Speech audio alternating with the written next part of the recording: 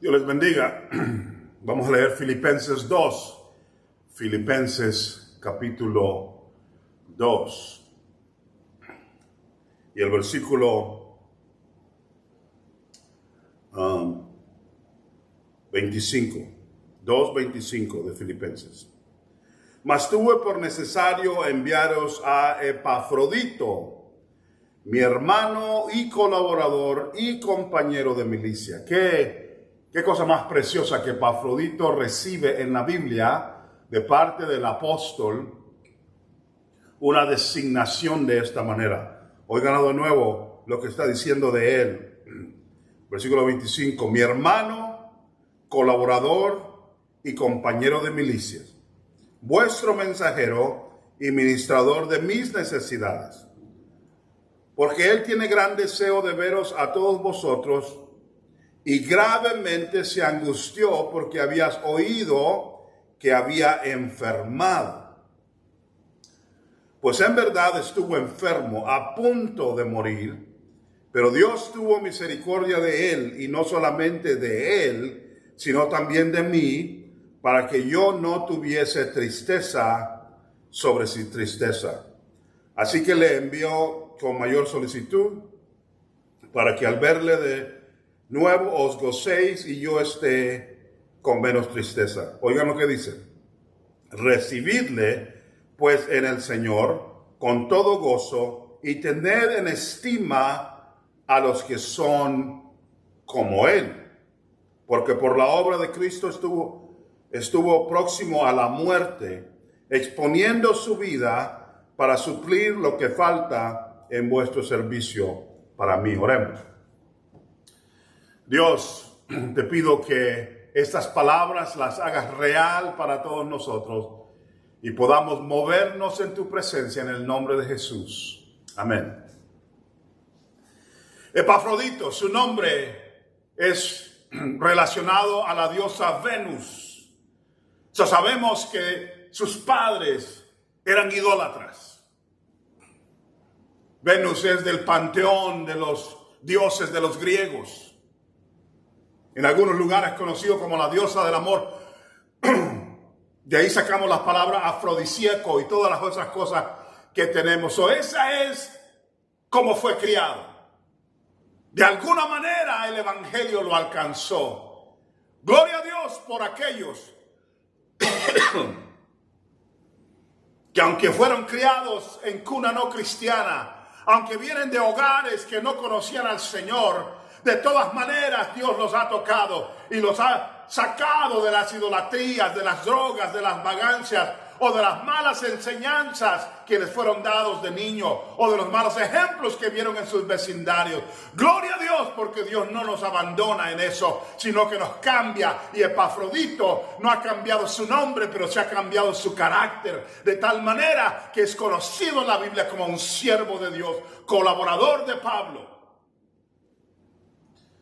La Biblia habla acerca de que él fue mandado de parte de la iglesia, porque son ellos los que lo mandaron, los filipenses, la gente de Filipo. Él parece ser alguien que es de ese lugar.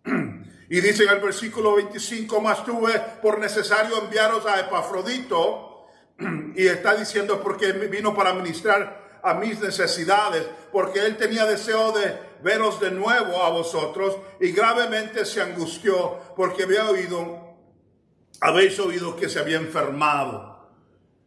El centro de estos pasajes con Epafrodito es que tuvo una enfermedad grave a punto de morir. Grave a punto de morir.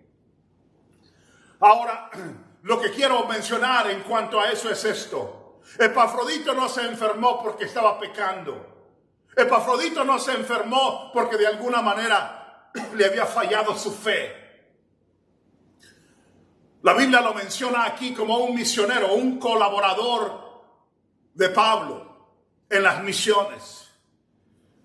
Y es usado como mensajero para la iglesia para mandar ayuda a Pablo y mensajes, y al revés. Es más, es a Epafrodito el que se dice que fue el que llevó la carta a los filipenses en su mano y la trajo de regreso. Eso está en el capítulo 4. La trajo de regreso a Filipos. Ese tipo de mensaje de haber cargado un pedazo de la Biblia en su mano era la responsabilidad de un hombre como Epafrodito. Pero en el viaje algo le pasó. Algo tomó, algo comió, algo le picó. Con alguien recogió una enfermedad. Y de repente cuando llega a estar con Pablo comienza a deteriorarse su salud vez tras vez tras vez hasta que está a punto de morir. Y el Espíritu Santo hace hincapié en decirnos algunos puntos acerca de esto. Uno, que para todos los que sirven al Señor, uno de los peligros es que, hablando primeramente como misionero, a veces Dios te manda a algún lugar. Vas a ir a China, vas a ir a algún otro lugar y en ese viaje vas a tener un problema grave. Algunos son atacados por una religión o atacados por alguna doctrina mala o atacados por alguna idea social que quiere matarlos físicamente. Y hay muchos misioneros que han muerto de esa manera, incluyendo a los apóstoles, muchos de ellos. Pero en este caso, Epafrodito está enfrentando ese otro enemigo acérrimo. Y es que su cuerpo no resiste el viaje. Tiene que ser un joven, no puede ser de mucha edad, debido a que está yendo y viniendo, y la mayoría de esos viajes eran caminando. Pero su cuerpo recibe el cambio. Los científicos ahora saben que cuando se mueve una persona de aquí, por ejemplo, de este lugar, y se va a otro pueblo, que la gente de ese pueblo tiene anticuerpos para defenderse de las cosas, de las enfermedades en ese lugar. Pero el que llega ahí nuevo probablemente puede enfermarse. Una de las grandes batallas en el movimiento de un misionero es las enfermedades. La mayoría de los misioneros que conozco han tenido que enfrentar por lo menos una vez y otros muchas veces enfermedades graves a punto de muerte, y muchos han muerto por las enfermedades. Es algo que pasa, y Epafrodito es aquel que desde el comienzo comienza a enseñarnos el peligro de poder ir y venir. Pero el Señor aplaude a Epafrodito y decir, él arriesgó su vida por el Evangelio. ¡Qué palabra! ¡Qué precioso! Él arriesgó su vida por el Evangelio. No solamente porque alguien quiso matarlo, no, sino porque expuso su cuerpo a algo terrible y casi paga con su vida. Debo decirle a los demás algo en este día, antes de meterme en la teología. En nuestras idas y venidas, no tienes que ser misionero, pero en tus idas y venidas, cuando estás sirviendo al Señor, los pastores que son de una ciudad y que agarran para el monte, que van a caminar 4 horas en ese monte para llegar a ese lugar a predicar el Evangelio, están expuestos a lo que Epafrodito dice. Los que están mandados de una ciudad a otra están expuestos a lo que dice la Escritura acerca de Epafrodito. A veces no tiene que ver con un ataque específico. Simple y sencillamente tu cuerpo está golpeado. Porque hay fuentes que te enseñan lo del pecado. El pecado original trajo la enfermedad al mundo. Porque por el pecado original vamos a morir. La Biblia dice eso. Pero hay otras cosas que son más fuertes. Y en este caso es el exponerte para poder presentar el Evangelio. Y Epafrodito representa algo. No le tengas miedo al lugar donde Dios te manda.